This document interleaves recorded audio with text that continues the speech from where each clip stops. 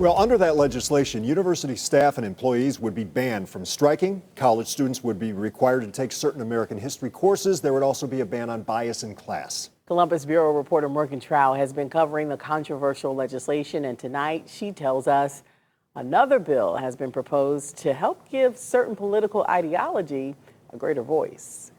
An urgently needed course correction for higher education. The worst assault on academic freedom that Ohio has ever seen. After hours of hearings and hundreds of people giving testimony, Ohio Republicans passed a bill that would overhaul the higher education system. The bill focuses on what the GOP calls free speech, banning public universities in Ohio from having bias in the classroom and limiting what controversial topics can and can't be taught. Free from the pressure to agree with a single ideological perspective which dominates our campuses today. We don't simply tell them what to think and then program them, right? That's not how education works these days. OSU professor Dr. Pranav Jani says Senate Bill 83 is dangerous and insulting and has everything to do with young people turning away rapidly from the Republican Party. They want conservative and right-wing ideas to be far more prominent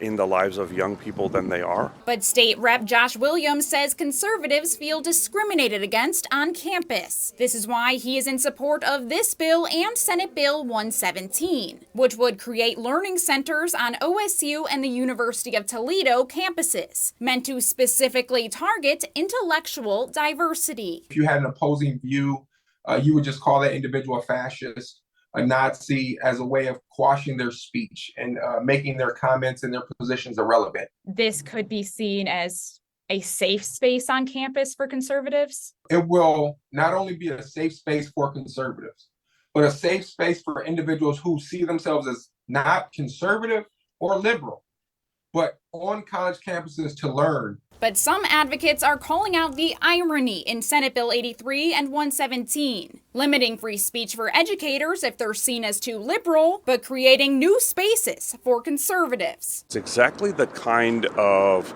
top-down 1984 style Big Brother government that I thought Republicans were opposed to. The House will hear both bills in the coming weeks. At the Ohio State House, I'm Morgan Trow reporting.